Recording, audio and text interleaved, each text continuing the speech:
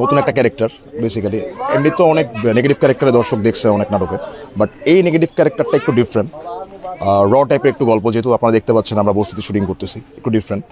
So সব মিলে হচ্ছে আমরা এমন একটা গল্প প্রেজেন্ট করার চেষ্টা করতেছি যে গল্পটা হচ্ছে আমাদের আন্ডারওয়ার্ল্ডের গল্প দেখি আমরা অনেক সময়, আন্ডারওয়ার্ল্ডের গল্প, যেটা হচ্ছে একবারে ফার্স্ট থেকে ক্রাইমের প্রথম গ্যাংস্টারদের একটা পদচারণা শুরু হয়, ওখান থেকে হচ্ছে আমরা এই জিনিসটা আর কি দেখানোর চেষ্টা করছি একটা র ভাবে। গল্পের প্রয়োজনও তো গল্পের মধ্যে টুইস্ট অবশ্যই দরকার হয়, কারণ টুইস্ট ছাড়া তো আসলে দর্শক যদি একটা ফ্ল্যাট গল্প দেখে, আমি মনে করি যে কমার্শিয়ালভাবে আমরা ওই ফ্ল্যাট গল্পটা কখনোই হচ্ছে আমরা পারফেক্টলি দেখে মজা পাবো না, মানে অ্যাজ এ অডিয়েন্স হিসেবে আমিও নিজে মজা পাই না।